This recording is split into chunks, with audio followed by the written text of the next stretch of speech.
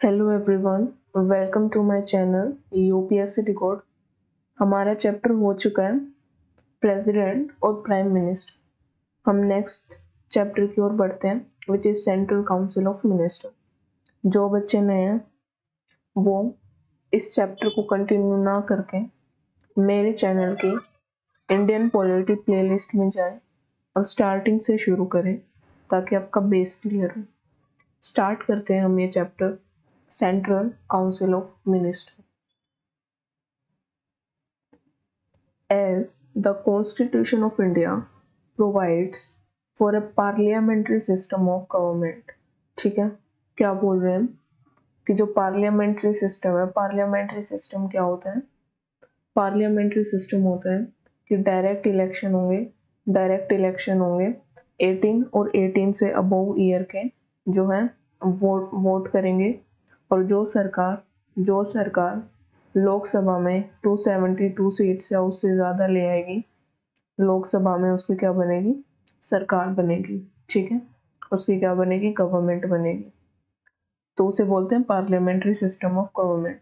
तो ये जो कॉन्स्टिट्यूशन ऑफ इंडिया ने जो पार्लियामेंट्री सिस्टम ऑफ गवर्नमेंट अपने कॉन्स्टिट्यूशन में डाला है, वो किस बेस पे क्रिएट किया गया? मॉडल का मतलब होता है क्रिएट करना, बनाना। ठीक है, तो किस किस किस चीज को देख के बनाया गया? वो है ब्रिटिश पैटर्न को, क्योंकि ब्रिटिश पैटर्न में भी ये जो मैंने बताया ना, ये सेम चीज फॉलो होती है। ठीक है, उसके बाद क्या होता है?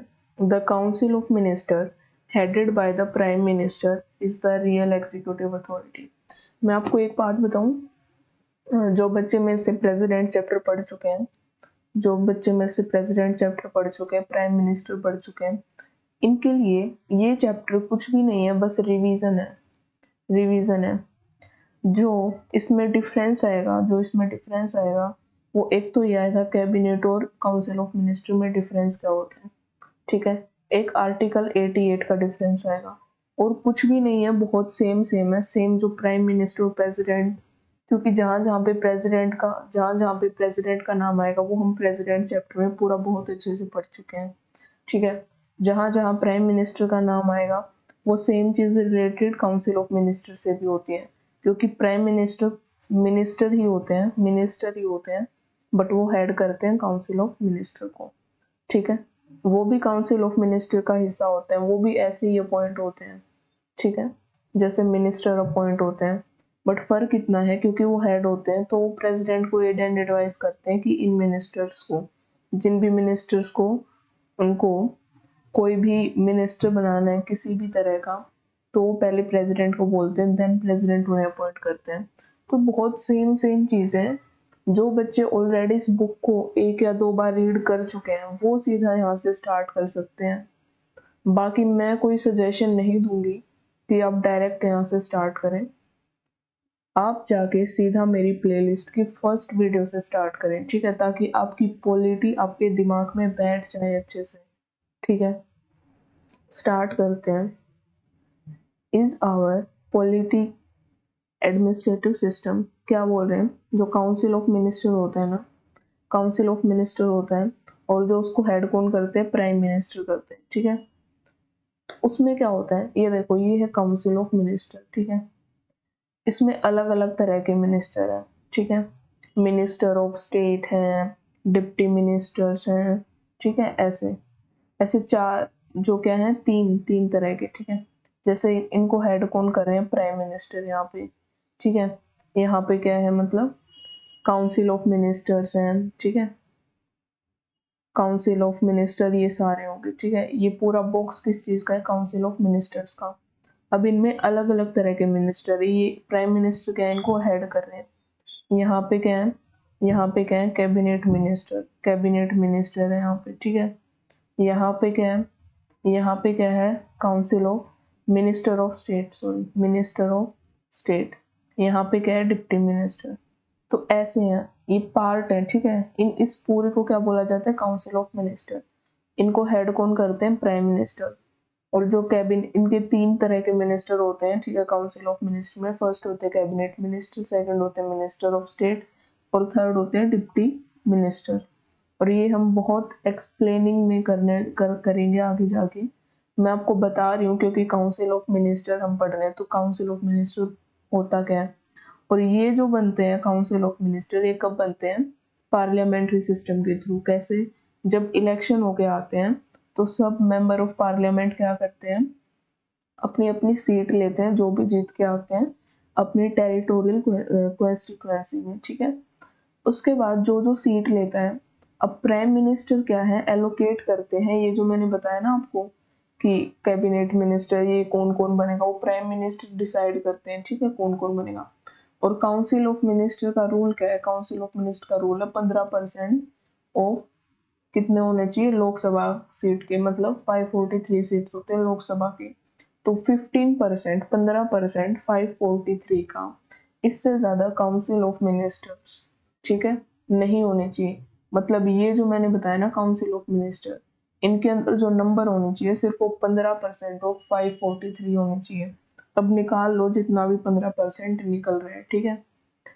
उसके बाद जैसे उसके बाद क्या होता है, 15% होने चाहिए, तो प्राइम मिनिस्टर, ये जो मेंबर ऑफ पार्लियामेंट होते हैं ना, उनमें से जो डायरेक्ट जीत के आते हैं उनमें से अलॉट करते हैं। और और भी दूसरा तरीका होता है कि वो किसी और को भी चाहे, क्योंकि उनकी सरकार बन चुकी है, किसी और को भी चाहे तो वो उन्हें भी क्या बना सकते हैं, मिनिस्टर बना सकते हैं। लेकिन होता क्या है, उनको 6 मंथ के अंदर अंदर, 6 मंथ के अंदर अंदर, या तो वो लोकसभा का मेंबर ऑफ पार्लियामेंट हो, ठीक है, वो तो जीत के आए होंगे, ठीक है। अगर प्राइम मिनिस्टर ऐसे को यहाँ पे काउंसिल ऑफ मिनिस्टर में किसी भी टाइप का मिनिस्टर बनाना चाहते हैं और वो लोकसभा से नहीं है, डायरेक्ट जीत के नहीं आया है, तो उसे 6 मंथ के अंदर अंदर क्या होना पड़ेगा, राज्यसभा का मेंबर ऑफ पार्लियामेंट बनना पड़ेगा, अदरवाइज वो मिनिस्टर नहीं बन सकते हैं, ठीक है। तो ऐसा है। अब हम पढ़ते हैं, टर्मिनोलॉजी थोड़ी सी समझ आ गई होगी, जो बच्चे पीछे भी नहीं पढ़ के आए हैं या जिन बच्चों ने बुक पढ़ रखी है, थोड़ा बहुत मैं बस रिवाइज करवा रही हूँ, ठीक है। बाकी मेरा यही है कि फर्स्ट वर्ड से शुरू करो, ठीक है। Headed by the prime minister is the real executive authority. तो ये काउंसिल ऑफ मिनिस्टर होता है ना, अब यही सरकार को चलाएंगे, एडमिनिस्ट्रेशन क्या करेंगे, रन करेंगे, एडमिनिस्ट्रेशन रन करेंगे किसका, इंडिया का, डे टू डे एडमिनिस्ट्रेशन, ठीक है। उसके बाद जो काउंसिल ऑफ मिनिस्टर है headed by the prime minister is the real executive. Executive को मैं एक्सप्लेन कर चुकी हूँ, एग्जीक्यूटिव का मतलब होता है जो पॉलिसीज को इम्प्लीमेंट करता है और जो लॉ को इम्प्लीमेंट करता है। कोई भी लॉ बन गया है, ठीक है, या फिर कोई भी पॉलिसीज बन गई है, तो उनको इम्प्लीमेंट कौन करेगा, ठीक है। जैसे अब मान लो कोई लॉ बना है, ठीक है, अब वो देश में वो लागू कैसे होगा, उन्हें इम्प्लीमेंट कौन करेगा, तो एग्जीक्यूटिव ही तो करेंगे। और जो रियल एग्जीक्यूटिव होते हैं वही एडमिनिस्ट्रेशन को संभालते हैं, क्योंकि प्रेसिडेंट तो नॉमिनल एग्जीक्यूटिव होते हैं। अब आप ये पूरा कोर्स पढ़ो, मैं इस चीज को एक्सप्लेन नहीं कर सकती यहाँ पे बार बार, ठीक है। तो रियल एग्जीक्यूटिव अथॉरिटी, क्योंकि मैं पहले ही एक्सप्लेन कर चुकी हूँ, जो बच्चे ऑलरेडी पढ़ के आए हैं तो उनका यहाँ पे टाइम वेस्ट होगा बस। और ये सेम चीज हर वीडियो पे लागू होती है, ठीक है। Is our politico administrative system, ठीक है। तो ये जो है रियल एग्जीक्यूटिव अथॉरिटी क्या है, ये पॉलिटिकली है, हम पॉलिटी पढ़ रहे हैं, पार्लियामेंट्री सिस्टम, ठीक है। एडमिनिस्ट्रेटिव रन करती है एडमिनिस्ट्रेशन को, डे टू डे एडमिनिस्ट्रेशन को। तो ये जो काउंसिल ऑफ मिनिस्टर है वो रियल अथॉरिटी है, और हमारा सिस्टम है पूरा पॉलिटिको एडमिनिस्ट्रेटिव सिस्टम, ठीक है। The principle of parliamentary system, principle क्या होते हैं इस पार्लियामेंट्री सिस्टम गवर्नमेंट के, वो जो है कॉन्स्टिट्यूशन में वो क्या किए गए हैं, वो एक्सप्लेन नहीं किए गए हैं, ये भी हम पढ़ चुके हैं, ठीक है। लेकिन क्या उन्होंने एक्सप्लेन किया है इंडियन कॉन्स्टिट्यूशन में, जो है 2 आर्टिकल के द्वारा एक्सप्लेन किया गया है, ठीक है। क्या कि वो डील करता है एक ब्रॉड स्केची और जनरल मैनर, ठीक है। अब हम देखेंगे हम आर्टिकल 74 क्या होता है, आर्टिकल 75 क्या होता है, deals with the status of the council of ministers, ठीक है। वाइल आर्टिकल 75, अब जो आर्टिकल 74 है वो किस चीज से डील करता है, स्टेटस। अब हम पूरा एक्सप्लेन में पढ़ेंगे, ठीक है। 75 किस चीज के साथ डील करता है, अपॉइंटमेंट, 75 अपॉइंटमेंट, 74 स्टेटस, ठीक है। Appointment, tenure, responsibility, qualification, oath, salaries. अब है ना, ये प्रेसिडेंट और वाइस प्रेसिडेंट पढ़ा था, उनके अलग अलग थे हर एक के आर्टिकल, अपॉइंटमेंट, रिस्पॉन्सिबिलिटी, क्वालिफिकेशन। यहाँ पे 75 आर्टिकल में एक ही आर्टिकल में इनके अपॉइंटमेंट, ओथ, ये सब आ गया, ठीक है।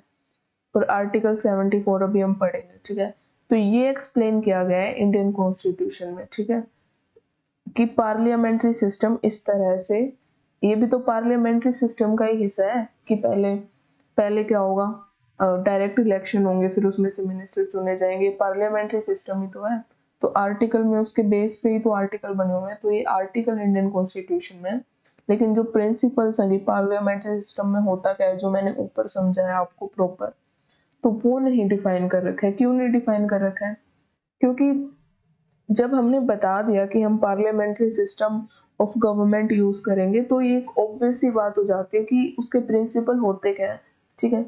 उसके प्रिंसिपल सबको पता है क्या होते हैं, तो वो एक तरह से बेशक रिटर्न ना हो पर वो बाइंडिंग हो जाते हैं, क्योंकि वो सिस्टम उसके प्रिंसिपल से ही बना है। और ये चीज जो होती है ऑटोमेटिकली होती है कि हमें यही करना है, क्योंकि वो सिस्टम के प्रिंसिपल सबको पता है, ठीक है, बेशक रिटर्न ना हो। जैसे मैंने अभी आपको बताया ना पार्लियामेंट्री सिस्टम क्या होता है, so we know what is parliamentary system. तो जो हमें करना क्या है, कैसे करना है, तो वो कॉन्स्टिट्यूशन ऑफ इंडिया ने दे रखा है, ठीक है। 74 आर्टिकल पे आते हैं, council of minister to aid and advice of president. हम पढ़ चुके हैं सेम चीज, जहां जहां पे प्रेसिडेंट आ रहा है प्रेसिडेंट चैप्टर में ऑलरेडी पढ़ चुके हैं, जहां जहां प्राइम मिनिस्टर आ रहा है वो प्राइम मिनिस्टर में पढ़ चुके हैं, ठीक है। फटाफट कर लेते हैं। There shall be a council of minister with the prime minister, ठीक है, हेड करते हैं उन्हें काउंसिल ऑफ मिनिस्टर को।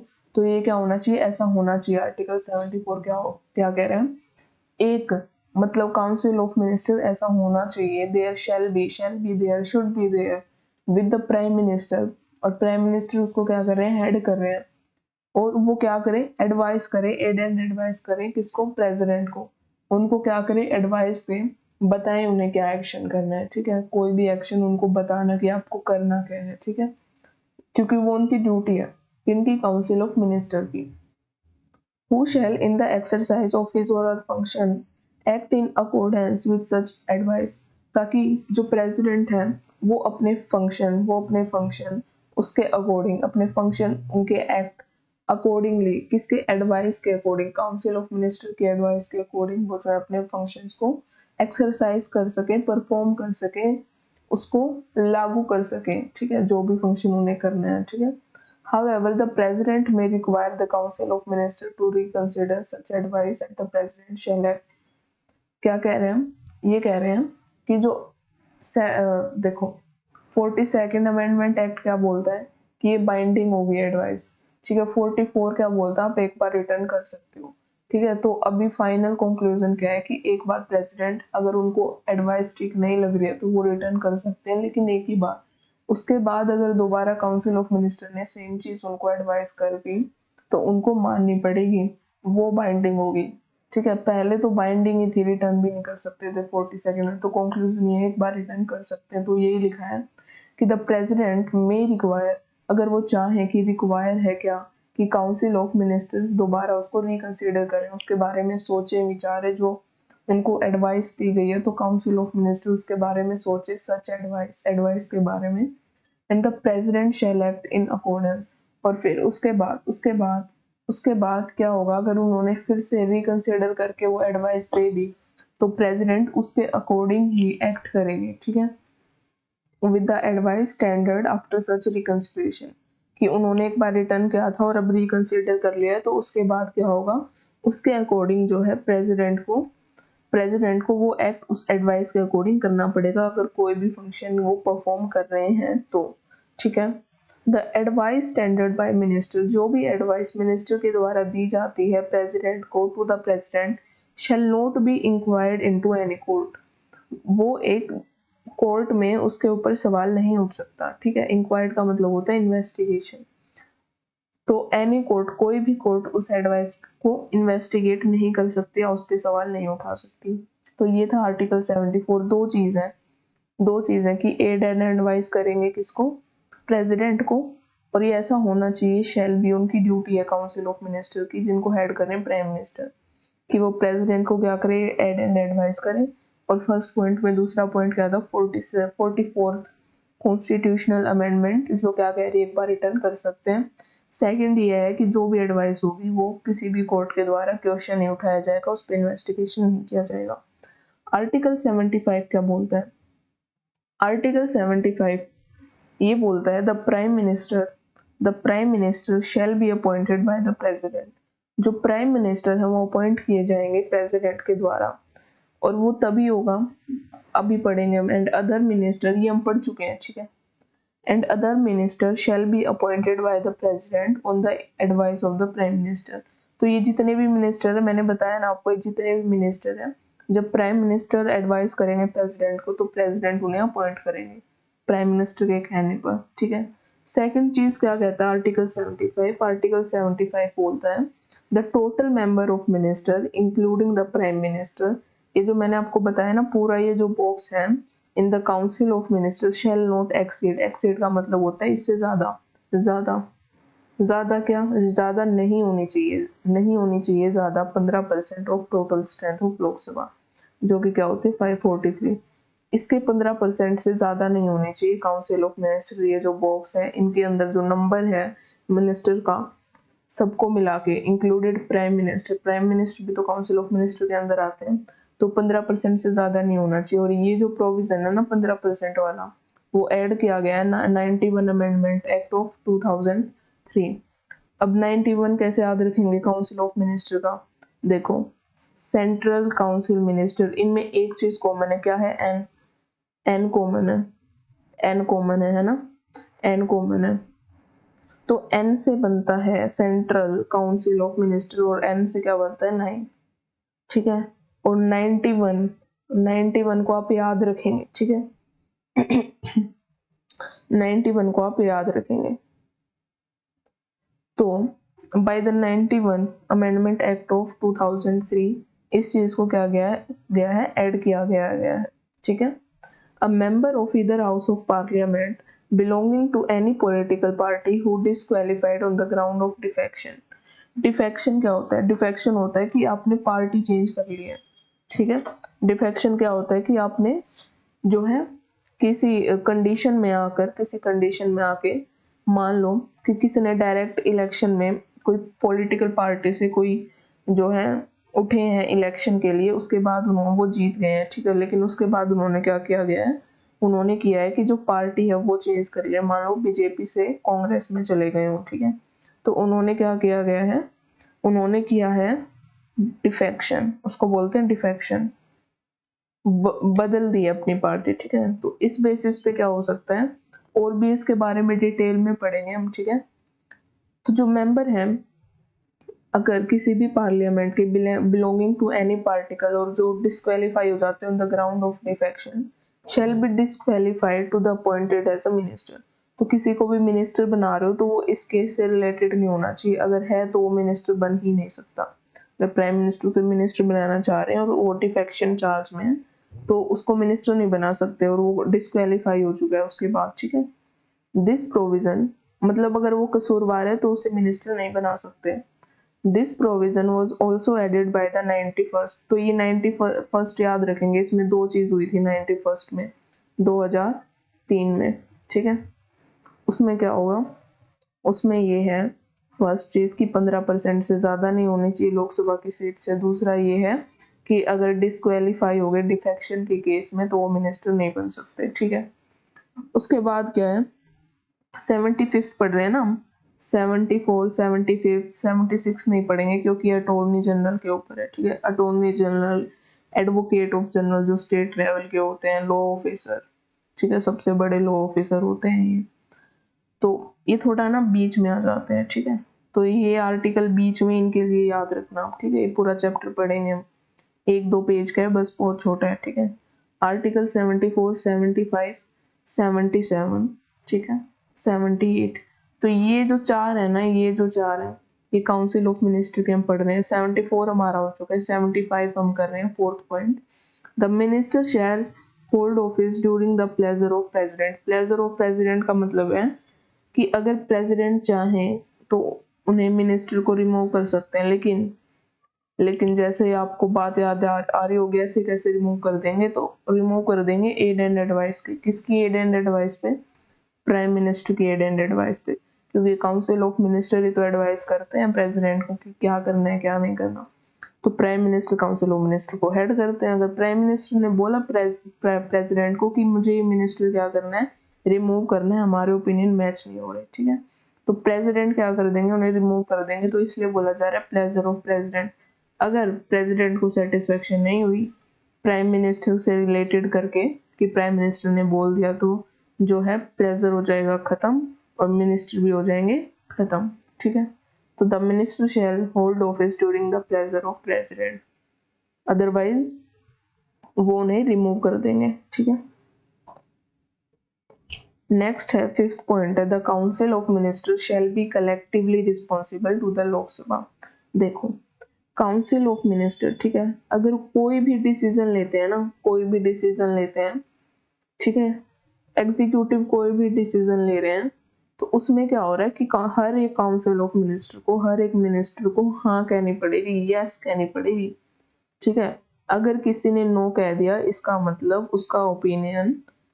उसका ओपिनियन काउंसिल ऑफ मिनिस्टर से मैच नहीं कर रहा, या प्राइम मिनिस्टर, क्योंकि जो फाइनल डिसीजन होके जाता है वो तो प्राइम मिनिस्टर की मंजूरी से होके जाता है। अगर कोई मिनिस्टर ना कहता है उस चीज को, तो ओपिनियन मैच नहीं हो रहा।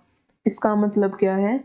इसका मतलब ये है कि वो मेंबर ऑफ पार्लियामेंट अगर प्राइम मिनिस्टर चाहे तो उसे मिनिस्टर से हटा सकते हैं, या फिर उसको बोला जाएगा कि नो कॉन्फिडेंस मोशन आ रहा है।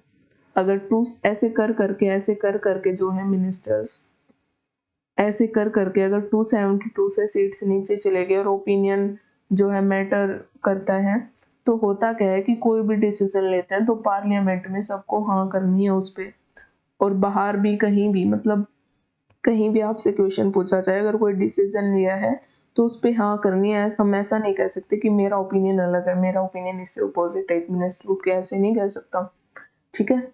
तो क्या है, the council of minister collectively होता है कि पूरा मिला के, ठीक है, जो काउंसिल ऑफ मिनिस्टर हर एक मिनिस्टर से मिलके बने हैं ना, तो उसको बोलते हैं कलेक्टिवली रिस्पॉन्सिबल। जो भी डिसीजन लिया जाएगा ना उसके द्वारा, पूरी काउंसिल ऑफ मिनिस्टर के द्वारा कोई भी डिसीजन लिया जाएगा, तो वो जो छोटे छोटे जो मिनिस्टर है ना उसके पार्ट है, तो वो कलेक्टिवली रिस्पॉन्सिबल होंगे, ठीक है। एक निकल के ये नहीं कह सकता कि मैं इसके अपोजिट हूँ, ठीक है, ऐसे नहीं हो सकता। तो कलेक्टिवली रिस्पॉन्सिबल है, वो अपने डिसीजन के रिस्पॉन्सिबल होता है कि हाँ हमने ये डिसीजन लिया है, ठीक है। द प्रेसिडेंट 6th है the president shall administer the oath of office and secrecy to a minister. तो क्या करते हैं, oath of office and secrecy क्या होता है, हम पढ़ चुके हैं पहले प्राइम मिनिस्टर में। ये होता है कि कोई भी एग्जीक्यूटिव एक्शन है, कोई भी एग्जीक्यूटिव एक्शन ले रहे हैं हम, उसको डायरेक्टली या इनडायरेक्टली रिवील नहीं करना है, करना है जब तक आपकी वो ड्यूटी ना हो रिवील करने की। मान लो कि कोई चीज ऐसी है जो एडमिनिस्ट्रेशन के लिए और कॉन्स्टिट्यूशन ने भी लिखा है कि वो तो रिवील करनी ही पड़ेगी, उसके अलावा कोई भी डिसीजन आपको कहीं भी डायरेक्टली और इनडायरेक्टली रिवील नहीं करना है, ऐसा आर्टिकल 75 बोलता है, ठीक है। तो इसलिए उनको वो ओथ दिलाई जाती है, फॉर्मल प्रोमिस करते हैं। ओथ का मतलब होता है फॉर्मल प्रोमिस करना ऑफिस के अंदर जाने से पहले, ठीक है। 7th है a minister who is not a member of parliament. जो भी मिनिस्टर मेंबर ऑफ पार्लियामेंट नहीं होते for any period of 6 consecutive month, 6 month के अंदर अंदर, कॉन्जिक्यूटिव का मतलब होता है लगातार, ठीक है, shall cease to be a minister, वो मिनिस्टर बनने से स्टॉप हो जाएंगे, उन्हें मिनिस्टर नहीं बना सकते। सीज का मतलब होता है एंड होना, स्टॉप होना, ठीक है। तो 6 मंथ के अंदर उन्हें या तो राज्यसभा का मेंबर होना चाहिए या लोकसभा का मेंबर होना चाहिए, ठीक है। ईदर हाउस लिखा ना, a minister who is not a member of parliament either house, तो एक का तो होना चाहिए। ईदर का मतलब होता है या तो लोकसभा या तो राज्यसभा, ठीक है। The salaries and allowances of minister, salary और अलाउंसेज जो है वो डिटरमाइन कौन करता है, मतलब डिसाइड कौन करता है कि इतनी सैलरी होगी इतने अलाउंसेज, वो करती है पार्लियामेंट करती है, याद रखना पार्लियामेंट। कि आपसे ये यूपीएससी ऐसे क्वेश्चन पूछते हैं कि जो सैलरी अलाउंसेस वो कौन डिटरमाइन करता है, प्रेसिडेंट। अब आपको ध्यान नहीं रहा पार्लियामेंट, तो ये एक छोटी छोटी ये जो चीजें याद रखनी है, और ये याद हो जाएंगे अगर आप इनको अच्छे से पढ़ रहे हो मेरे से। तो मैं पूरा डिटेल में बता रही हूँ, नहीं कौन करेगा डिटरमाइन, पार्लियामेंट करेंगे, बस इतनी ही बात है। ऐसे ही क्वेश्चन आते हैं, ज़्यादा मुश्किल आते भी नहीं है, ठीक है। उसके बाद है article 77, conduct of business of the government. Conduct of business क्या होता है? कंडक्ट ऑफ बिजनेस होता है कोई भी एग्जीक्यूटिव एक्शन, ठीक है। बिजनेस ही तो हुआ। अब काउंसिल ऑफ मिनिस्टर का बिजनेस क्या है कि आप एडमिनिस्ट्रेशन को संभालो, एडमिनिस्ट्रेशन को, डे टू डे एडमिनिस्ट्रेशन को, जो लॉ है, जो हमने पॉलिसीज बनाई उसको इम्प्लीमेंट करो देश पे, है ना, ताकि जो एडमिनिस्ट्रेशन है वो क्या अच्छा चल सके, ठीक है, इंडिया का अच्छा चल सके एडमिनिस्ट्रेशन, ठीक है। तो all executive action of the government of India shall be express to be taken in the name of president. ये हम पढ़ चुके हैं कि प्रेसिडेंट के नाम पर अगर कोई भी एग्जीक्यूटिव एक्शन ले रही है काउंसिल ऑफ मिनिस्टर, तो वो एक्शन प्रेसिडेंट के नाम पर होने चाहिए। लास्ट में लिखा जाएगा प्रेसिडेंट, ठीक है। प्रेसिडेंट के नाम पे कोई भी एक्शन लिया जाता है, ठीक है। ऑर्डर्स एंड अदर इंस्ट्रूमेंट, इसका मतलब है कोई भी डॉक्यूमेंट, फॉर्मल डॉक्यूमेंट, क्योंकि वो जरूरी है किस चीज़ के लिए, हमारे एग्जीक्यूटिव एक्शन के लिए, एडमिनिस्ट्रेशन के लिए। तो कोई भी ऐसा इंस्ट्रूमेंट है जो कि है फॉर्मल, जो है डॉक्यूमेंट्स है, ठीक है, या फिर कोई ऑर्डर दिया गया है, तो वो क्या है, एग्जीक्यूट, वो भी किसके नाम से एग्जीक्यूट होगा, एग्जीक्यूट मतलब इम्प्लीमेंट होगा, एक्सरसाइज होगा आगे जाके, इन द नेम ऑफ प्रेसिडेंट, वो भी प्रेसिडेंट के नाम पे ही एग्जीक्यूट किया जाता है। और शैल बी ऑथेंटिकेटेड, ये हम पढ़ चुके हैं प्रेसिडेंट चैप्टर में। वो क्या होना चाहिए, ऑथेंटिकेट होना चाहिए, ठीक है, वैलिड होना चाहिए, ठीक है, जेन्युइन होना चाहिए, किसी रीजन पे होना चाहिए, ठीक है। ऐसे नहीं हम कोई भी डॉक्यूमेंट बना रहे हैं, कोई भी ऑर्डर दे रहे हैं और वो जेन्युइन ही नहीं है, उसके पीछे कोई रीजन ही नहीं है, तो और वो कॉन्स्टिट्यूशन के जो है फंडामेंटल को वायलेट करता है, ऐसा नहीं होना चाहिए, ठीक है। तो ताकि वो ऑथेंटिकेट हो इन सच अ मैनर, ऑथेंटिकेट हो, नेक्स्ट पे चलते हैं। ओके, ताकि वो ऑथेंटिकेट हो, तो उसके लिए क्या किया जाता है, ऑथेंटिकेट हो इसीलिए स्पेसिफाइड इन रूल्स। तो प्रेसिडेंट क्या करते हैं, प्रेसिडेंट प्रेसिडेंट क्या करते हैं, स्पेसिफाई करते हैं, रूल्स बनाते हैं, ठीक है, कि ये जो एग्जीक्यूटिव एक्शन है, अगर आप मेरा नाम लिख रहे हो कि वे प्रेसिडेंट के नाम से लिए जा रहे हैं, तो प्रेसिडेंट क्या बनाते हैं, रूल्स बनाते हैं, ठीक है, ताकि वो क्या हो, ताकि वो ऑथेंटिकेट हो, उसके पीछे रीजंस हो, ठीक है। ऐसे नहीं कोई भी ऑर्डर दे दिया, ठीक है। तो प्रेसिडेंट जो है रूल्स बना सकते हैं इस चीज के लिए, to be made by the president, ठीक है, प्रेसिडेंट बनाते हैं। Further, the validity of an order और instrument which is so authenticated, जो अगर कोई भी ऑर्डर या इंस्ट्रूमेंट जो है वैलिड है किस चीज के लिए, ऑथेंटिकेट है वो, ठीक है, shall not be called in a question on the ground that is not order or instrument। अगर मान लो हम किसी रीजन से बना रहे हैं, ठीक है, और ये जरूरी है एडमिनिस्ट्रेशन के लिए, तो उस पे, उस ग्राउंड पे उसको अगर हम बोल दे कि ये तो वैलिड नहीं है, तो ये क्वेश्चन नहीं उठ सकता, ठीक है, कि ये तो ऑर्डर और इंस्ट्रूमेंट है ही नहीं, ठीक है, लेकिन वो वैलिड है, तो ऐसा कुछ हो नहीं सकता। अगर वो वैलिड भी है, रीजनेबल भी है, तो हम उसको ऐसे नहीं बोल सकते कि ऑर्डर और इंस्ट्रूमेंट नहीं है, ठीक है, मेड और एग्जीक्यूटेड बाय द प्रेसिडेंट। मतलब ये है कि अगर रीजनेबल होना चाहिए, ठीक है, रीजनेबल होना चाहिए, ऑथेंटिकेट सच में होना चाहिए, जेन्युइन होना चाहिए, ठीक है, एडमिनिस्ट्रेशन के लिए। अगर वो है तो उस पर कोई क्वेश्चन नहीं उठ सकते, बस यही कह रहा है, ठीक है। थर्ड क्या बोल रहा है, आर्टिकल 77 थर्ड बोल रहा है, the president shell make rules for the more convent. Convent का मतलब होता है सूटेबल, सूटेबल होने चाहिए, transaction of business of the government of India. तो वो जो रूल्स हैं, प्रेसिडेंट ऐसे रूल बनाए ताकि जो ट्रांजैक्शन ऑफ बिजनेस हो रहा है, जो एडमिनिस्ट्रेशन हो रहा है, जो भी वो एग्जीक्यूटिव एक्शन ले रहे हैं, कोई भी चीज़ लॉ या पॉलिसी इंप्लीमेंट कर रहे हैं, ताकि वो सूटेबल हो रियली, जो है जब हम उसको प्रैक्टिस करेंगे तो उसके पीछे रीज़न हो। ऐसा नहीं कुछ भी उठा के हमने जो है हम उसको इम्प्लीमेंट कर रहे हैं, ऐसा नहीं, वो सूटेबल होना चाहिए। तो उसके लिए जो ट्रांजैक्शन ऑफ बिजनेस है, जो डे टू डे एडमिनिस्ट्रेशन चलता है, जो इम्प्लीमेंटेशन होती है, हर चीज़ के लिए जो प्रेसिडेंट है वो रूल्स बनाए, ठीक है, ताकि वो कन्वीनियंट हो, सूटेबल हो, ठीक है। And for the allocation among minister of the said business. अब अकेले प्राइम मिनिस्टर तो काम करेंगे नहीं, जैसे मैंने आपको बताया कि बहुत सारे मिनिस्टर को वो क्या करते हैं, एलोकेट करते हैं, मिनिस्ट्रीज एलोकेट करते हैं, अपना काम एलोकेट करते हैं, उनको पोर्टफोलियो बांटते हैं, जब हमने प्राइम मिनिस्टर चैप्टर पढ़ा था। तो हमने किया था।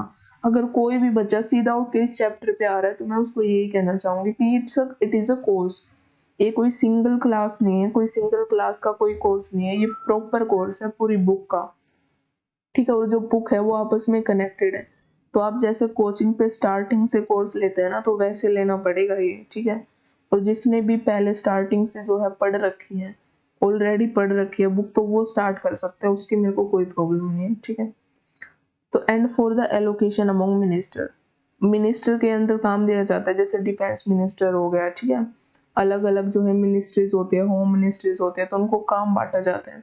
तो उससे अब पूरा बिजनेस होगा, अब एलोकेट हो गया, पूरा बिजनेस स्टार्ट होगा, एडमिनिस्ट्रेशन स्टार्ट होगा। मिनिस्टर्स को अपनी जगह दे दी है प्राइम मिनिस्टर के द्वारा, प्रेसिडेंट ने उन्हें अपॉइंट किया है। तो अब जो भी ट्रांजेक्शन ऑफ बिजनेस होगा ना, जो भी बिजनेस का मतलब यहाँ पे जो उनको इम्प्लीमेंटेशन करनी है लॉज की, पॉलिसीज की, एडमिनिस्ट्रेशन चलाना है, तो उनकी ट्रांजेक्शन का मतलब है वो इम्प्लीमेंट होंगी, ठीक है, होंगी वो चीज़ें। तो उसको कन्विंट बनाने के लिए और सुटेबल बनाने के लिए प्रेसिडेंट जो है क्या बनाते हैं, रूल बनाते हैं, ठीक है। आर्टिकल 78 क्या है? आर्टिकल 78 है duties of the prime minister. Prime minister की ड्यूटीज क्या क्या होती हैं ये भी हम पढ़ चुके हैं। It shall be a duty of the prime minister to communicate the president all decision of the council of minister relating to the administration of the affair of the union and proposals. Proposal of legislation होता है, कोई भी हमें bill pass करना है क्योंकि उसे act बनाना है, ठीक है।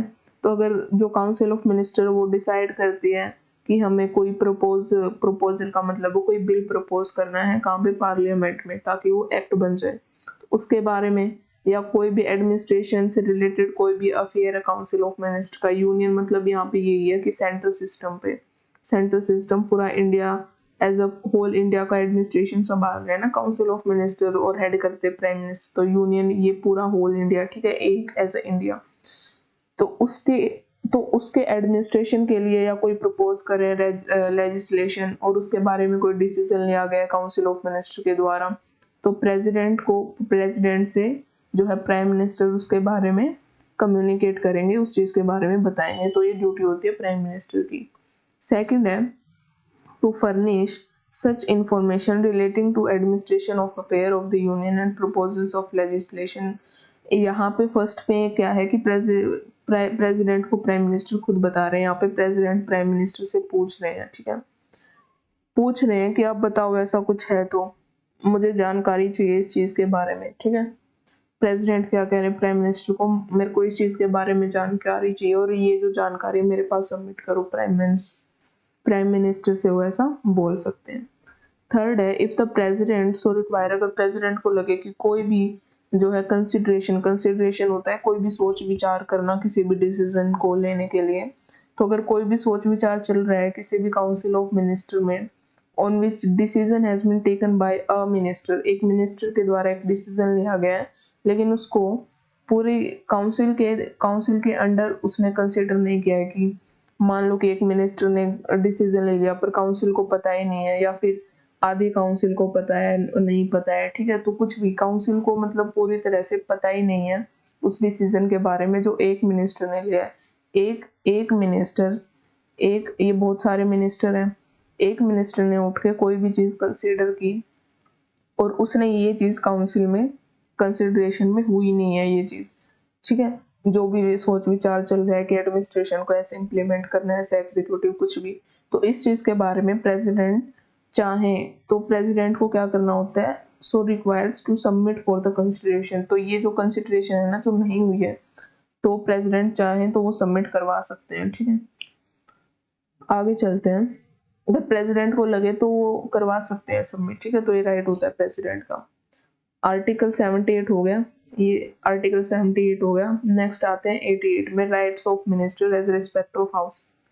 Every minister shall have the right to speak and take part in the proceeding of either house। either house कौन कौन है, लोकसभा राज्यसभा। तो जितने भी मिनिस्टर हैं council of minister sorry guys, तो जितने भी मिनिस्टर हैं काउंसिल ऑफ मिनिस्टर में, वो जब उनकी प्रोसीडिंग हो रही है, प्रोसीडिंग का मतलब है जब उनके सेशन चल रहे हो, सीटिंग हो रही हो, उसमें काम चल रहा हो, ठीक है, तो उसको क्या बोलते हैं, प्रिसीडिंग।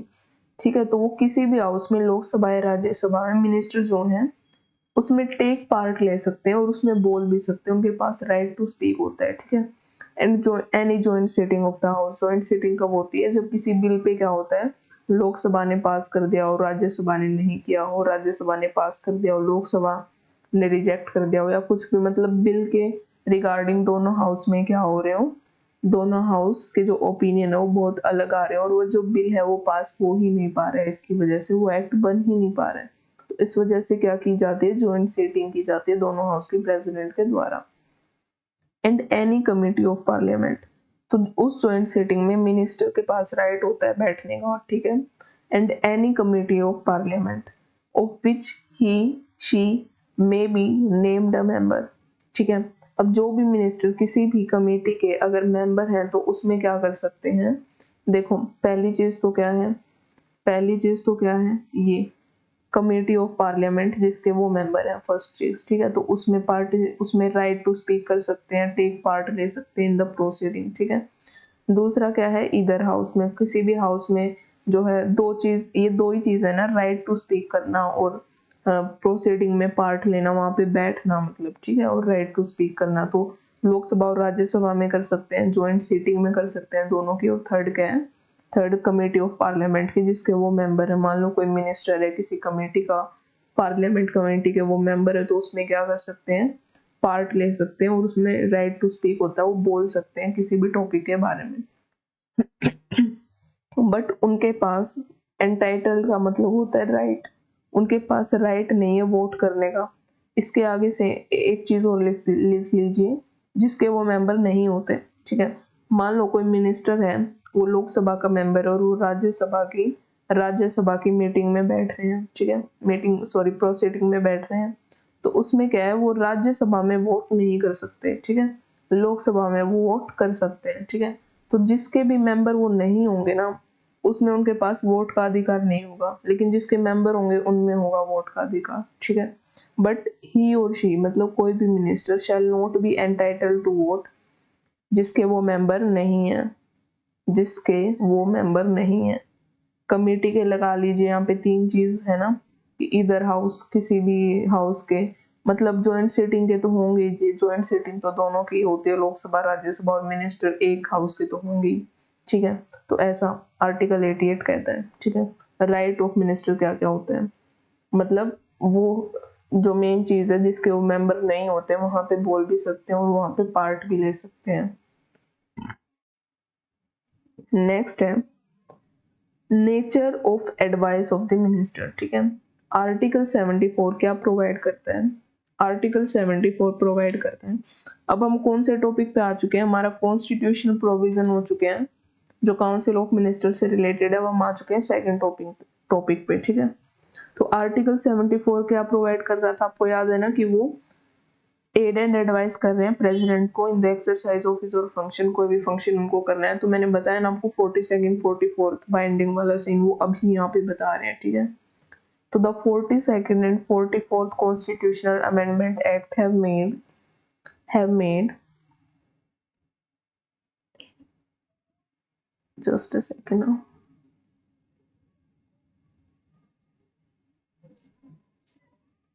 हाँ, तो उन्होंने जो 42nd और 44th अमेंडमेंट है, उन्होंने क्या किया गया था, प्रेसिडेंट के ऊपर बाइंड कर दिया गया था कि आपको एडवाइस जो है माननी है। पहले कॉन्स्टिट्यूशन ऑफ इंडिया में ऐसा नहीं था कि जो बाइंडिंग हो। ठीक है, लेकिन 42 ने क्या किया, बाइंडिंग।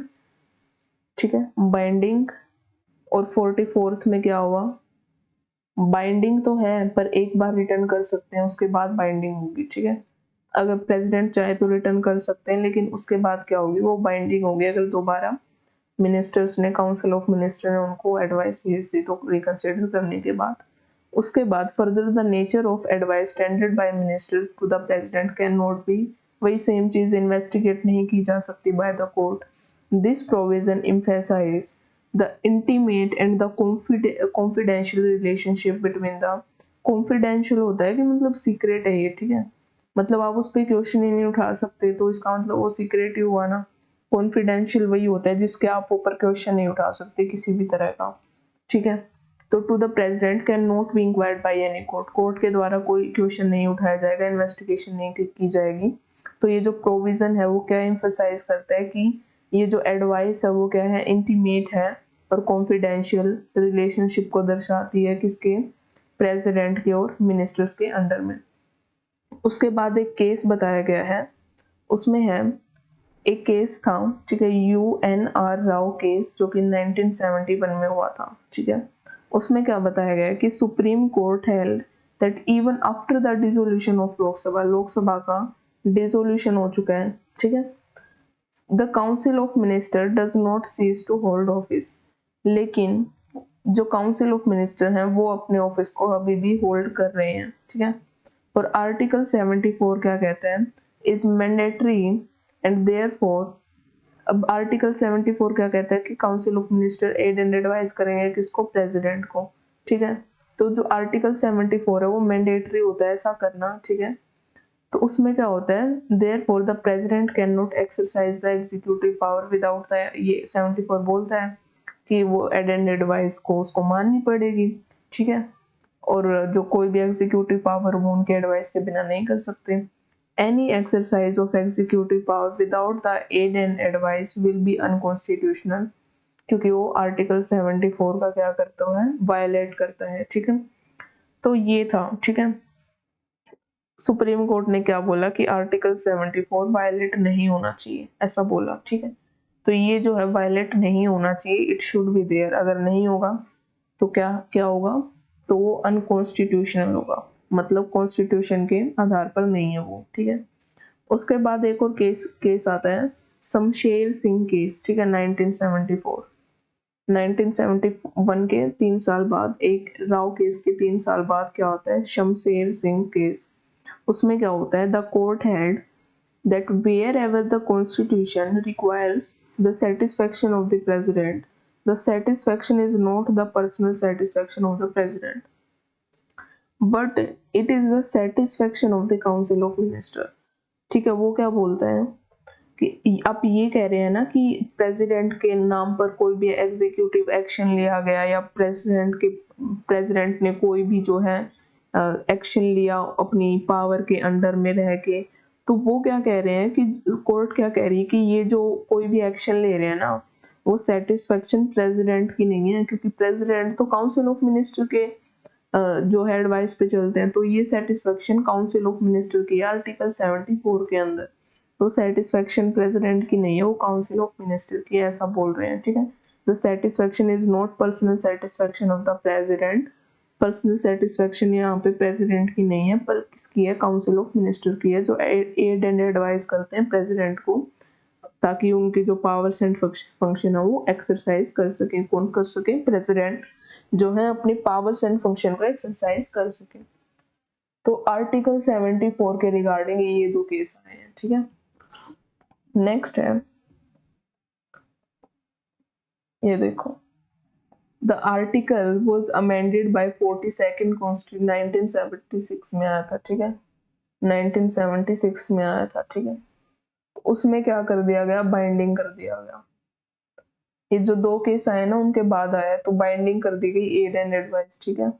अब सुप्रीम कोर्ट ने बोल दिया कि final satisfaction council of minister की है, वो प्रेसिडेंट की नहीं है, तो उसके रिगार्डिंग, उस स्टेटमेंट के रिगार्डिंग क्या किया गया, ये कॉन्स्टिट्यूशनल अमेंडमेंट पास की गई, to the effect that president shall in the exercise of his function act in accordance with the advice tendered by the council of minister, ठीक है। फिर उसके बाद कुछ रिफॉर्म किया गया, जो कंक्लूजन अभी प्रेजेंट है इंडिया में जो होता है वो क्या है, 44th कॉन्स्टिट्यूशन अमेंडमेंट के द्वारा होता है, वो 2 साल बाद आती है 1978 तक।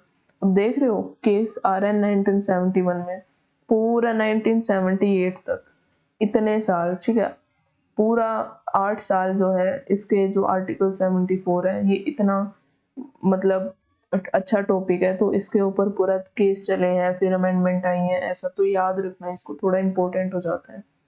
Further added a provision to the article, क्या प्रोविजन ऐड करते हैं, to the fact that president may require, अगर वो चाहें तो दोबारा बोल सकते हैं काउंसिल ऑफ मिनिस्टर को टू रिकंसिडर करने के लिए वो एडवाइस जो प्रेसिडेंट को दी गई थी ताकि वो एक्ट करें उसके अकॉर्डिंग, ठीक है, with the advice standard after such reconsideration. तो ये जो है वो 2 केस हैं, ठीक है। अब पढ़ते हैं अपॉइंटमेंट ऑफ मिनिस्टर। अब जो भी मैंने बताया आपको काउंसिल ऑफ मिनिस्टर, तो उसके अंदर जो भी मिनिस्टर होते हैं तो उनकी अपॉइंटमेंट कैसे होती है। The prime minister is appointed by the president, ठीक है। मैंने आपको बताया था जो भी पार्लियामेंट्री सिस्टम में जो भी जीत के आता है, जो गवर्नमेंट के लीडर होते हैं वो प्राइम मिनिस्टर बनते हैं। उसके बाद क्या होता है, उसके बाद प्रेसिडेंट जो है उनको as a prime minister appoint करते हैं उस गवर्नमेंट के लीडर को, while the other minister are appointed by the president on the advice of prime minister, ठीक है। जो बाकी के मिनिस्टर होते हैं, जब प्राइम मिनिस्टर एडवाइस करते हैं प्रेसिडेंट को कि इसको ये मिनिस्टर बना दो, तो जो है वो प्रेसिडेंट क्या करते हैं, उसको बना देते हैं, अपॉइंट कर देते हैं, ठीक है। इसका मतलब क्या है, this means that president can appoint only those person, सिर्फ उन्हीं को मिनिस्टर बना सकते हैं, अपॉइंट कर सकते हैं minister who are recommended by the prime minister, ठीक है। ऐसा जिसको भी प्राइम मिनिस्टर रिकमेंड करेंगे कि ये मिनिस्टर बनाना है तो वो उसको अपॉइंट कर देंगे प्रेसिडेंट, ठीक है। Usually the member of parliament इधर लोकसभा और Rajya Sabha are appointed as a minister, ठीक है। मेंबर ऑफ, अगर आपको बोले कि अगर कोई राज्यसभा का मेंबर ऑफ पार्लियामेंट है राज्यसभा से, तो क्या वो मिनिस्टर बन सकता है? आंसर इज यस, बिल्कुल बन सकता है, ठीक है। काउंसिल ऑफ मिनिस्टर में वो जा सकता है। अगर बोला जाए लोकसभा का, तो वहां का तो बन ही सकता है, उसको तो आपको बेझिझक उसकी हाँ बोलनी चाहिए। और ये चीज याद रखना, हमारे कॉन्स्टिट्यूशन ऑफ इंडिया में राज्यसभा के मेंबर भी मिनिस्टर बन सकते हैं, जिसको भी प्राइम मिनिस्टर चाहे बनाना। A person who is not a member of either house of parliament, अगर वो नहीं है और मिनिस्टर उन्हें बनाना है, तो वो सेम चीज बता रहे, कैन ऑल्सो बी अपॉइंटेड, उन्हें भी अपॉइंट कर सकते हैं, लेकिन उनको 6 मंथ के अंदर अंदर किसी भी हाउस में मेंबर ऑफ पार्लियामेंट बनना पड़ेगा, ठीक है। ये देखो, उसे भी एज अ मिनिस्टर बना सकते हैं अगर कोई राज्यसभा से हो, but with in 6 month, 6 month के अंदर उन्हें must become a member of parliament इधर बाय इलेक्शन और बाय नॉमिनेशन, ठीक है। नॉमिनेशन होता है ना, 12 मेंबर नॉमिनेट होते हैं राज्यसभा में, मैंने आपको बताया था, ठीक है। स्टार्टिंग से क्लास देखो मेरी प्लेलिस्ट में जाके, इंडियन पॉलिटी के, तो वहाँ पे 12 मेंबर राज्यसभा में नॉमिनेट होते हैं, बाकी इलेक्टेड होके आते हैं directly of either house of parliament, otherwise ही और she ceases to be minister. तो 6 मंथ के अंदर अंदर आप किसी भी, ना तो राज्यसभा के बने ना लोकसभा के, you are out of the minister position, ठीक है। आपको आउट कर दिया जाएगा मिनिस्टर की पोजीशन के लिए। अब जो मिनिस्टर हैं आप नहीं बन सकते, ठीक है। A minister who is a member of one house of parliament has the right to speak and to take part in the proceeding. Other house also मैं बता चुकी हूँ, सेम आर्टिकल 88 है ये, ठीक है, सेम है। He can vote only in the house which he or she is a member, ठीक है। आर्टिकल 88 में ये जो लाइन है ना, ये पीछे ऐड कर लेना, ठीक है। वो भूल गए हैं शायद, जो है पॉलिटी के जो बुक छाप रहे थे ये, वो भूल गए हैं इसको, विच ही और शी इज अ मेंबर।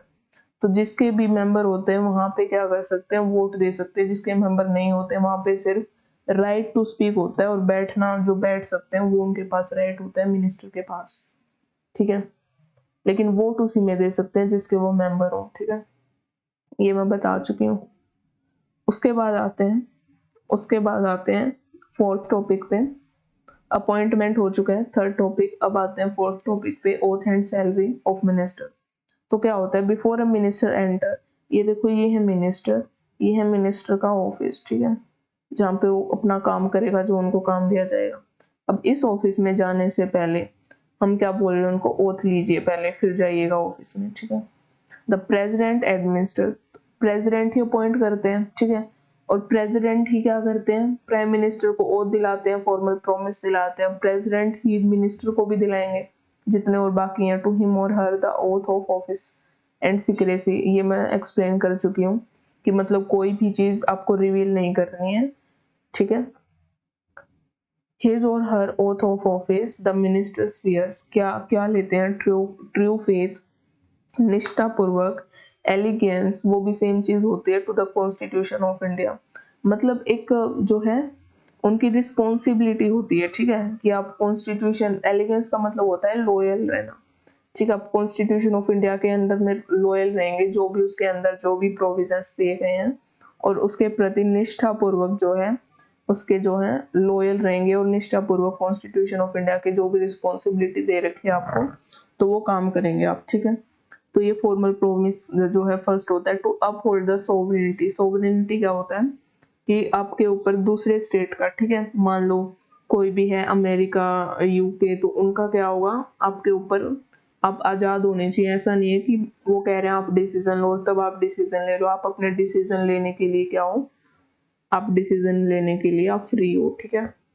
आपके ऊपर किसी का अफेक्ट नहीं होना चाहिए, किसी भी दूसरे स्टेट का, आउटसाइड आवर टेरिटरी, जो हमारी इंडिया की टेरिटरी है ना उसके बाहर का अफेक्ट हमारे डिसीजन में नहीं होना चाहिए। तो इस सोवरेनिटी को होल्ड करना, इंटीग्रिटी को होल्ड करना कि लोग जो है आपस में ऑनेस्ट हैं, ठीक है, उनके कुछ प्रिंसिपल्स हैं आपस में जैसे वो रहते हैं, तो उसको होल्ड करना इंडिया की। तो ये एक प्रॉमिस लेते हैं कि वो उनकी जो है मिनिस्टर की, ये सेम ओथ है वो प्राइम मिनिस्टर भी लेते हैं, ठीक है, क्योंकि वो भी तो मिनिस्टर हैं, बस फर्क इतना है कि वो हेड कर रहे हैं, फाइनल डिसीजन उनका होगा, सेम चीज कर रहे हैं, ठीक है। To faithfully and conscientiously discharge the duty officer of office, निष्ठापूर्वक और जो भी रिस्पॉन्सिबिलिटी दी गई है वही होता है, सेम चीज है। तो अपनी ड्यूटी उसको चार्ज करेंगे, डिस्चार्ज करेंगे मतलब उनको निभाएंगे। फोर्थ होती है to do right to all manner of people in accordance with the constitution and the law without fear affection or ill will. मतलब आपको जितने भी पीपल हैं इंडिया के उनका फेवरेटिज्म ना करके, ठीक है, बायसनेस ना करके, डिस्क्रिमिनेशन ना करके, ठीक है, उनके साथ इक्वलिटी में, ठीक है, उनके साथ बिहेव करना है। ऑल मैनर ऑफ पीपल, ठीक है, जितने भी पीपल हमारे जो हैं इंडिया में रहते हैं, इन accordance with the constitution, constitution के हिसाब से, ठीक है, क्योंकि उसमें क्या है कोई भी और जो है कॉन्स्टिट्यूशन और लॉ के हिसाब से विदाउट फियर एंड फेवर, ठीक है, ना किसी का आपको फेवर करना है ना किसी का आपको अफेक्शन होना चाहिए, इल विल कोई भी, मतलब आपको कोई डिस्क्रिमिनेशन कोई बायसनेस नहीं करनी है किसी भी पर्सन के साथ। ये जो है फॉर्मल ओथ लेते हैं, ठीक है।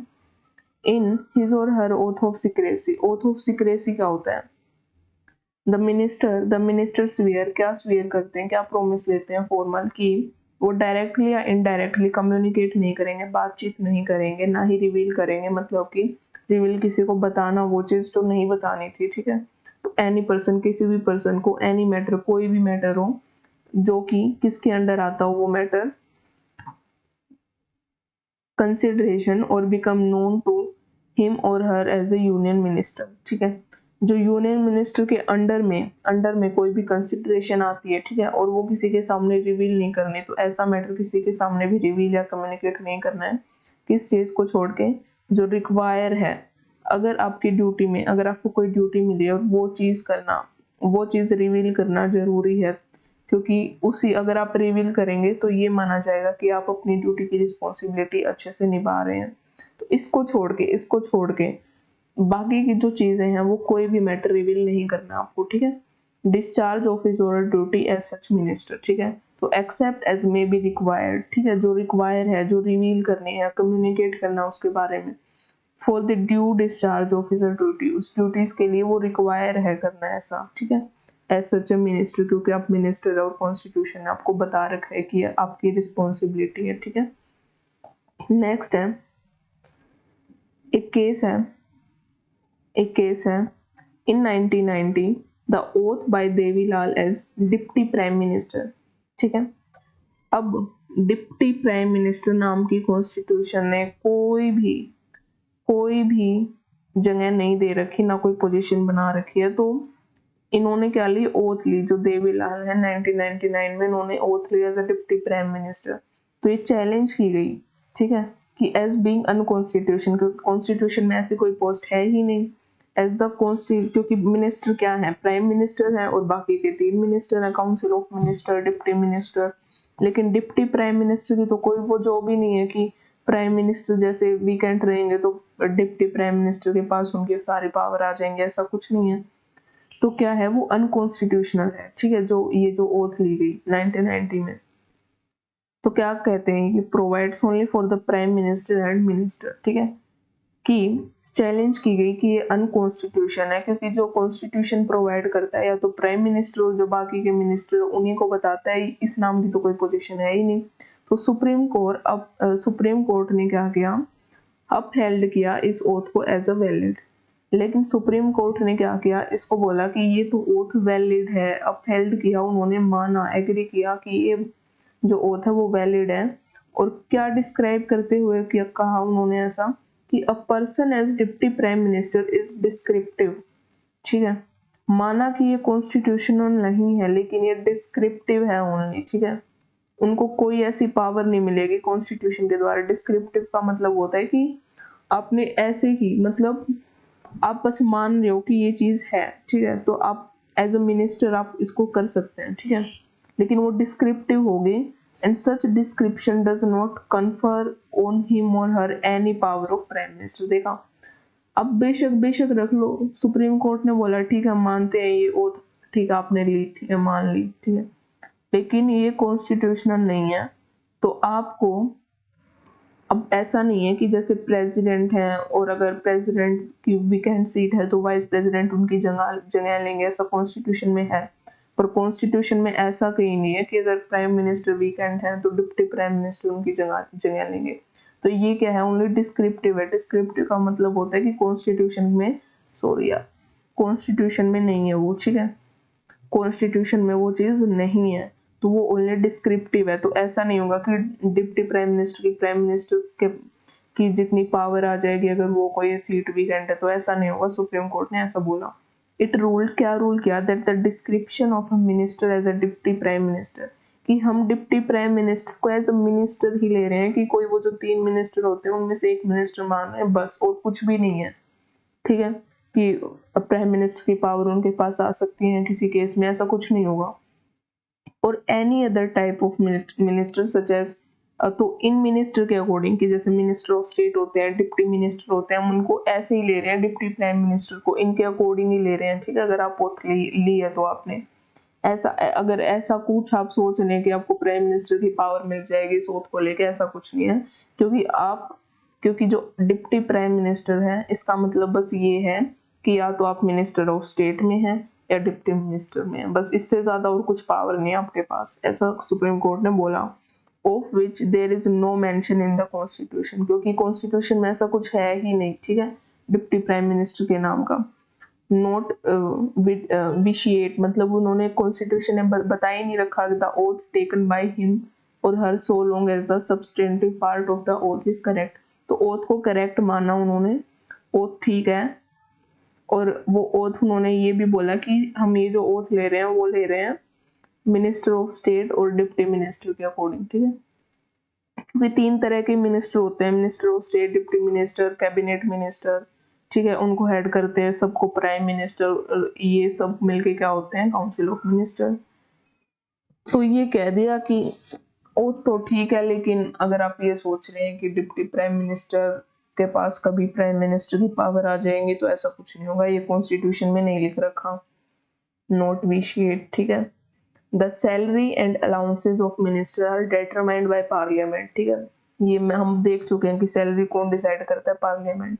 From time to time a minister gets the salary and allowances that are payable to a member of parliament. ठीक है, उनको उतनी ही सैलरी मिलती है जितनी एक मेंबर ऑफ पार्लियामेंट को मिलती है। अब मिनिस्टर कौन है, वो मेंबर ऑफ पार्लियामेंट ही तो है, तो उनको salary as a member of parliament की ही मिलेगी, जिसको डिसाइड कौन करता है, पार्लियामेंट। ठीक है, एडिशनली क्या है, मिनिस्टर गेट्स अ सम्पचुरी अलाउंसेस। ठीक है, अकॉर्डिंग टू हिज और रैंक। सम्पचुरी अलाउंस होता है कि आपके पास कोई गेस्ट आ रहे हैं, ठीक है, तो उनको उनको हैंडल करना। ठीक है, उनसे रिलेटेड जितने भी खर्चे हैं, ताकि आपकी पोजीशन जो है, जो पोजीशन है, जो जिस रैंक की आपको पोजीशन मिले उसकी रिस्पेक्ट रहे। ठीक है, उसकी रिस्पेक्ट रहे। ठीक है, तो कोई भी गेस्ट आते हैं, बाहर से आते हैं, या कोई भी जो भी एडमिनिस्ट्रेशन से रिलेटेड है, तो वो जो है मेंबर ऑफ, सॉरी, मिनिस्टर्स को क्या मिलते हैं, सम्पचुरी अलाउंस मिलते हैं। ठीक है, अकॉर्डिंग टू देयर रैंक। ठीक है, फ्री अकोमोडेशन मिलता है, ट्रेवलिंग अलाउंस मिलता है, मेडिकल फैसिलिटीज मिलती है, और भी बहुत कुछ। ठीक है, इन 2001 में क्या हुआ था, sumptuary allowance for the prime minister was raised prime minister के लिए जो है ये अलाउंस क्या कर दिया गया, 15,000 से 3,000 कर दिया गया, डबल कर दिया गया। फॉर अ कैबिनेट मिनिस्टर क्या किया गया, पहले 1,000 था और अब 2,000 कर दिया गया पर मंथ। और मिनिस्टर ऑफ स्टेट के लिए 500 से 1,000 कर दिया गया। डिप्टी मिनिस्टर के लिए 300 से 600 कर दिया गया। हर एक मिनिस्टर, जो भी टाइप के मिनिस्टर होते हैं उनका इन्होंने बता दिया कि प्राइम मिनिस्टर का 1,500 से 3,000 है अब, ठीक है, 3,000 मिलते हैं उनको अब, ठीक है। कैबिनेट मिनिस्टर को 2,000 मिलता है, 1,000 मिलता है मिनिस्टर ऑफ स्टेट को, 600 मिलता है किसको, डिप्टी मिनिस्टर को, ठीक है। उसके बाद है वही ना कि रैंक के हिसाब से ही तो होगा ना सब जो अलाउंस मैंने आपको बताया, तो रैंक के हिसाब से ये उनको अलाउंस मिलता है। 3,000, 2,000, 1,600 कम हो गया ना, क्योंकि उनकी रैंक कम होगी। अब आते हैं नेक्स्ट पे, responsibility of minister. Responsibility of, मैंने आपको बताया कि सबको डिसीजन लिया गया है काउंसिल ऑफ मिनिस्टर के द्वारा। अब हर एक काउंसिल ऑफ मिनिस्टर को उस पे हाँ बोलनी पड़ेगी, यस, कि वो डिसीजन पे हम एग्री करते हैं। बाहर अंदर पार्लियामेंट के कहीं भी उस डिसीजन पे एग्री करना पड़ेगा, क्योंकि ये कलेक्टिव रिस्पॉन्सिबिलिटी होती है काउंसिल ऑफ मिनिस्टर की किसी भी डिसीजन के ऊपर, ठीक है। और अगर मान लो कोई भी प्रपोजल्स आ रहा है लेजिस्लेशन के लिए, कि कोई भी बिल पास, मतलब कोई बिल पास किया जा रहा है एग्जीक्यूटिव के द्वारा पार्लियामेंट में, तो उस पे हर एक काउंसिल ऑफ मिनिस्टर को यस बोलनी है, कोई ना नहीं कर सकता, क्योंकि ये कलेक्टिव रिस्पॉन्सिबिलिटी इसी को बोलते हैं, ठीक है। और इसके बारे में आर्टिकल 75 ऐसा बोलता है, ठीक है। द फंडामेंटल प्रिंसिपल अंडरलाइंग, एक प्रिंसिपल होता है पार्लियामेंट्री सिस्टम ऑफ गवर्नमेंट में, क्या प्रिंसिपल होता है, कलेक्टिव रिस्पॉन्सिबिलिटी का, मैंने बताया ना आपको ये, ठीक है। अब कोई भी सरकार, एक बात बताओ, पॉलिटिकल पार्टी होती है, ठीक है, उनकी एक आइडियोलॉजी होती है, खुद की एक आइडियोलॉजी होती है। अगर वो जीत के आती है, अगर वो जीत के आती है, अब वो पॉलिटिकल पार्टी हर एक से तो बन के होती है ना, बहुत सारे लोग होते हैं, अगर वो जीतते हैं वो मेंबर ऑफ पार्लियामेंट बनते हैं, उनमें से मिनिस्टर बनाए जाते हैं, ठीक है। अब आइडियोलॉजी तो सेम होनी चाहिए ना, तो उनकी कलेक्टिवली रिस्पॉन्सिबिलिटी है इस चीज को रखना कि हम हर एक ओपिनियन पे यस करें, ठीक है। तो आर्टिकल 75 क्या बताता है, स्टेट क्या बताता है, that the council of minister is collectively responsible to the Lok Sabha. मान लो कोई बिल लेजिस्लेशन पास हो गया तो सबको क्या बोलनी है, हाँ बोलनी है, ठीक है। This means that all the minister own joint responsibility to the Lok Sabha, उनकी रिस्पॉन्सिबिलिटी है ये हाँ करना, ठीक है।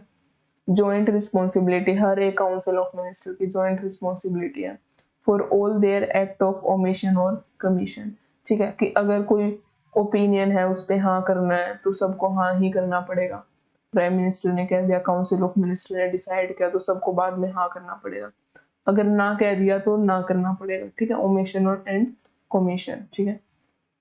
They work as a team, तो क्या हुआ कि वर्क करते हैं as a team and swim or sing together.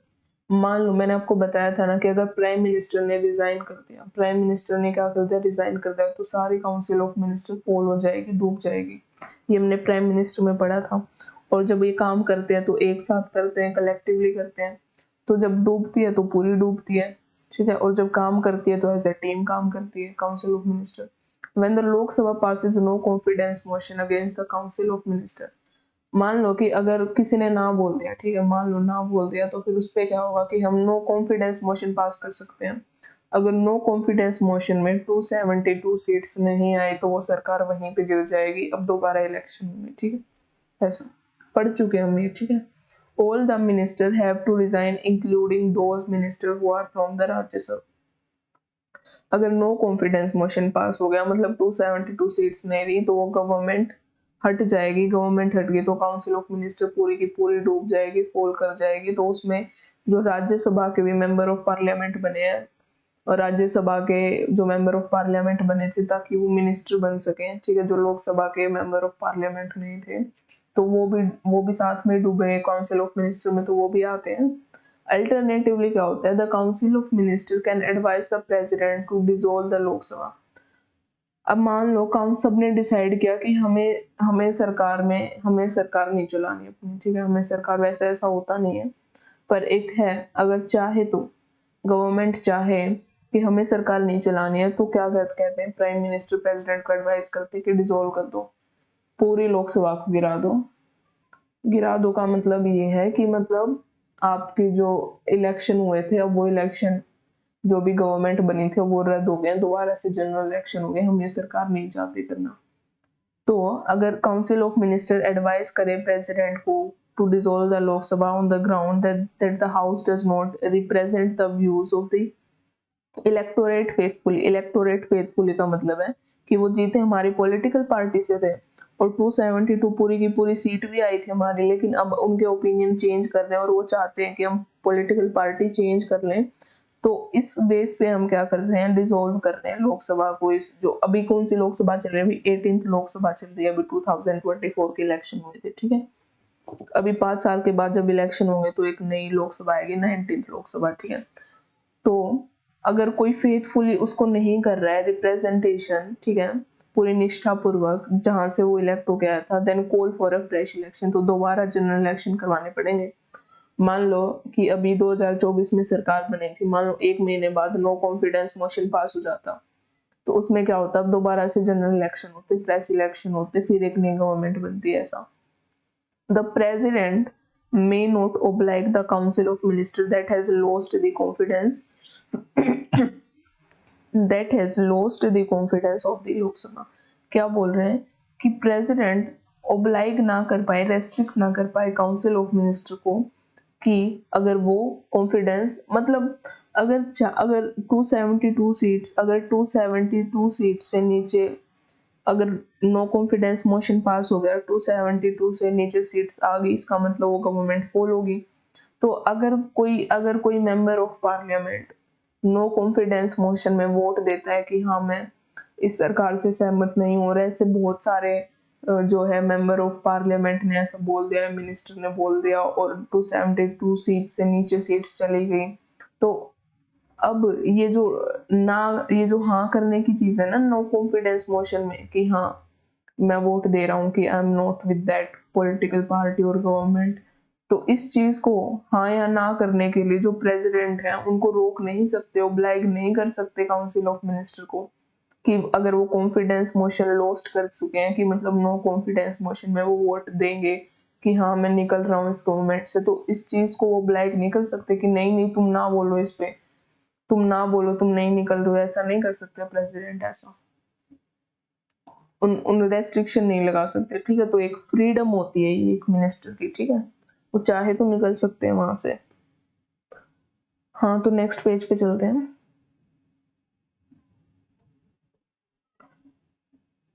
Okay okay just a second. Okay हाँ, the principle of collective responsibility also means the cabinet decision, ठीक है। अभी हम पढ़ेंगे कैबिनेट में क्या फर्क होता है। अब कैबिनेट में मैंने बताया ना आपको कि कैबिनेट मिनिस्टर जो होते हैं ना, वो कैबिनेट मिनिस्टर क्यों बोला जाता है उनको, क्योंकि वो कैबिनेट उनका एक पार्ट होता है, ये होती है काउंसिल ऑफ मिनिस्टर, ठीक है, ये होती है काउंसिल ऑफ मिनिस्टर।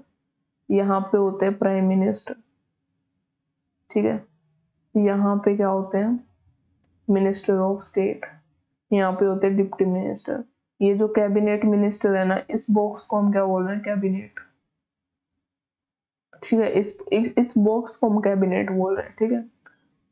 तो ये जो कैबिनेट जो ये डिसीजन लेते हैं, बाइंड ऑल कैबिनेट मिनिस्टर, ठीक है। अब कलेक्टिवली रिस्पॉन्सिबिलिटीज कैबिनेट की बता रहे हैं कि जैसे पूरी काउंसिल ऑफ मिनिस्टर की होती है, वैसे ही कैबिनेट की भी होती है कि कोई भी अगर हमने डिसीजन लिया तो हर एक कैबिनेट के अंदर बैठे मिनिस्टर को उस पर हाँ बोलना पड़ेगा, even if they differed in the cabinet meeting, ठीक है। अगर मान लो कि कोई भी डिसीजन लिया है, ठीक है, अब किसी कैबिनेट मिनिस्टर ने बोला कि नहीं I am not agree with that, ठीक है, बट डिसीजन ले लिया गया उस कैबिनेट के द्वारा कि हाँ यही डिसीजन है, तो बाद में क्या है, वो जो बोल रहा था मीटिंग में कि मैं एग्री नहीं करता, उसको भी एग्री करना पड़ेगा, ठीक है, उसको हाँ बोलना पड़ेगा तब, ठीक है। तो all cabinet minister even if they differed in the cabinet meeting, तो उनको क्या करना पड़ेगा, उनके ऊपर बाइंडिंग है कि कैबिनेट डिसीजन जो लिए जा रहे हैं उनकी कलेक्टिवली रिस्पॉन्सिबिलिटी है, मतलब उस पर एग्री करना। कलेक्टिवली रिस्पॉन्सिबिलिटी यही होती है कि जो भी हमने डिसीजन लिया है हम उस पर एग्री करते हैं, सारे के सारे, ठीक है। बेशक वो मीटिंग में वो मिनिस्टर क्या है उस पर एग्री ना कर रहे हो, लेकिन उसके बाद उनकी रिस्पॉन्सिबिलिटी बन जाती है अगर कैबिनेट ने डिसीजन ले लिया तो, even if they differed in the cabinet meeting. It is the duty of every minister, और ये हर मिनिस्टर की ड्यूटी होती है to stand by cabinet decision, ठीक है। एवरी मिनिस्टर का मतलब यहाँ पे अगर कैबिनेट ने कोई डिसीजन ले लिया तो minister of state, deputy minister, इनको भी उस पर एग्री करना पड़ेगा। अब ऐसा क्या है कैबिनेट की सबको एग्री करना पड़ेगा, भाई ये बहुत जरूरी होता है, और जब हम पढ़ेंगे ना अभी नेक्स्ट पेज पे तब आपको पता लगेगा why it is so important. Cabinet decision लेते हैं, डिसीजन मोस्ट इम्पोर्टेंट डिसीजन लेना इन्हीं के हाथ में होते हैं, क्योंकि इनके पास जो बड़ी बड़ी मिनिस्ट्रीज होती है ना, होम मिनिस्ट्रीज, तो कैबिनेट मिनिस्टर वही होते हैं और कैबिनेट भी वही होते हैं, ठीक है। And support them both with in और आउटसाइड द पार्लियामेंट। तो हर मिनिस्टर को कैबिनेट के डिसीजन को हर मिनिस्टर को क्या करना पड़ेगा, एग्री करना पड़ेगा, पार्लियामेंट में भी और पार्लियामेंट के बाहर भी, ठीक है। इफ एनी मिनिस्टर डिसएग्री, अगर किसी ने डिसएग्री किया with the cabinet decision and is not prepare to defend it, ठीक है, और वो प्रिपेयर नहीं है कि मैं इस डिसीजन को जो मैंने डिसएग्री किया है तो मैं उसको डिफेंड कर पाऊं, तो ही और शी मस्ट रिजाइन। अगर वो कैबिनेट को या काउंसिल ऑफ मिनिस्टर को नहीं बता पाए कि मैंने अब जो है पार्लियामेंट में या बाहर कहीं भी इस चीज के लिए डिसएग्री किया, तो अगर उनके रीजन नहीं रहे अच्छे, अगर कैबिनेट को नहीं लगे तो उनको रिजाइन करना पड़ेगा। तो अगर वो प्रिपेयर नहीं है डिफेंड करने के लिए तो उनको रिजाइन करना पड़ेगा। Several ministers have resigned in the past owing to their differences with the cabinet, और ऐसा हुआ है, ठीक है। कब कब हुआ है? फर्स्ट एग्जाम्पल है doctor B R Ambedkar resign, उन्होंने रिजाइन दिया था because of his difference with his colleagues on the Hindu code bill in 1953। अब कैबिनेट में हिंदू कोड बिल के रिगार्डिंग 1953 में कोई डिसीजन लेना था, जिस पे कैबिनेट डिसीजन ले रहे थे, but doctor B R Ambedkar ने उस पर डिसएग्री किया, ठीक है। तो उनको रिजाइन करना पड़ा। उन्हीं ने कॉन्स्टिट्यूशन लिखा है, ठीक है, और उनको पता है रिजाइन करना पड़ेगा, ठीक है, तो उन्होंने रिजाइन किया क्योंकि वो डिसएग्री करते थे। दूसरा आता है C D Deshmukh. C D Deshmukh resign due to the differences on the policy of reorganisation of state. जो भी पॉलिसी थी कि हम इसको ऐसे रीऑर्गेनाइज करेंगे या फिर जो है दो स्टेट्स को एक स्टेट बनाना या एक स्टेट से दो स्टेट बनाना, ठीक है, या किसी यूनियन टेरिटरी को स्टेट बनाना, तो उसके रिगार्डिंग कोई भी जो पॉलिसी थी उस टाइम पे, जब तो उस टाइम पे क्या हुआ कि सीडी देशमुख ने डिसएग्री किया उस पॉलिसी पे, तो उन्होंने क्या दिया गया, रिजाइन दिया। फिर उसके बाद थर्ड क्या है, Arif Mohammad resign due to his opposition to the Muslim women protection. तो उन्होंने इसके रिगार्डिंग किया है अगेंस्ट में जो ये एक्ट पास कर रहे थे उस पे जो है अरीफ मोहम्मद ने जो है डिसएग्री किया तो उनको रिजाइन देना पड़ा। ऐसे तीन एग्जाम्पल यहाँ पे बता रखे हैं। Individual responsibility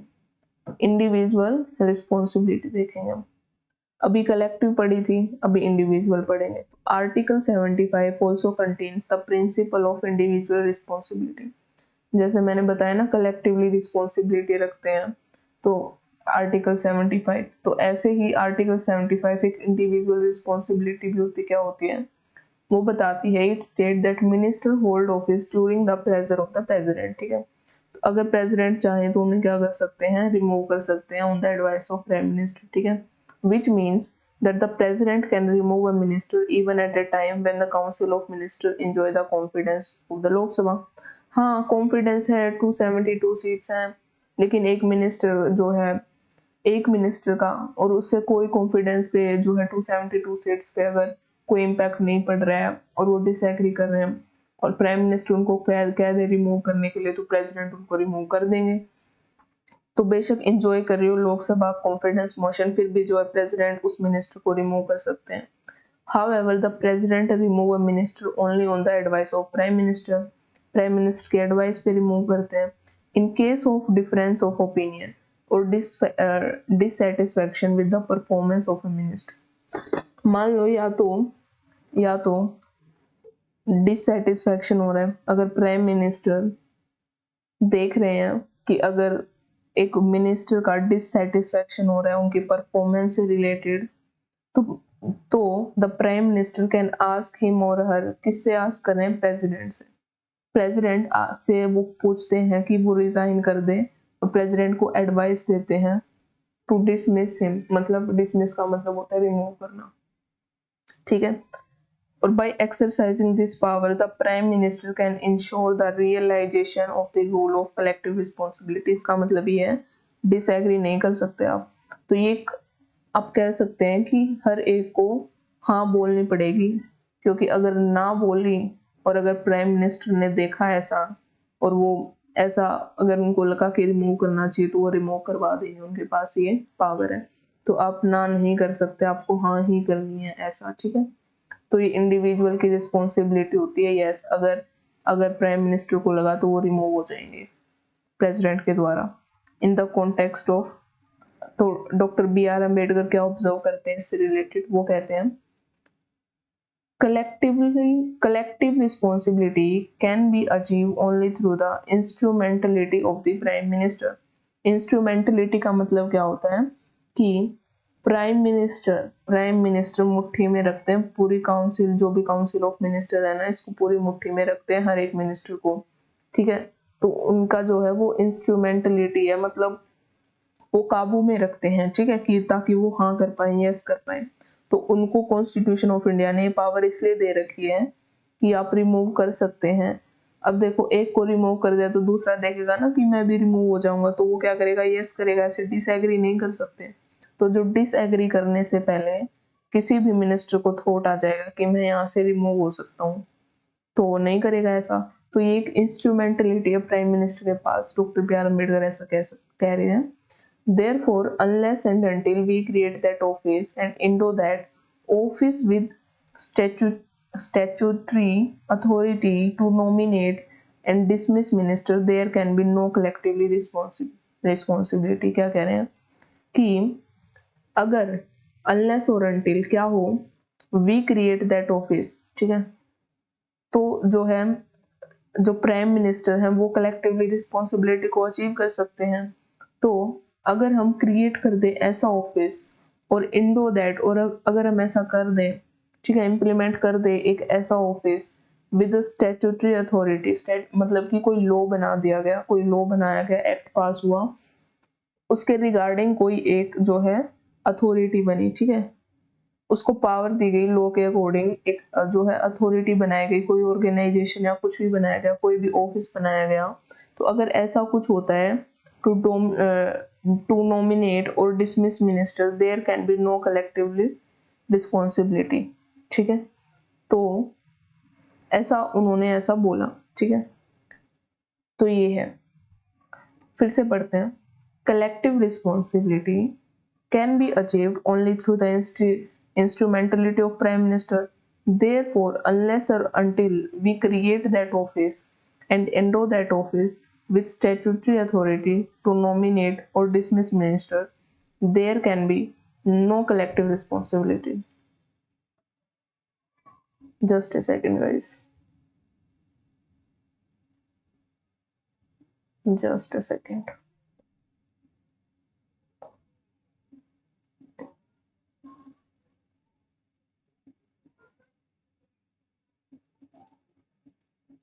just a minute guys, मैं थोड़ा सा पानी पी लेती हूँ।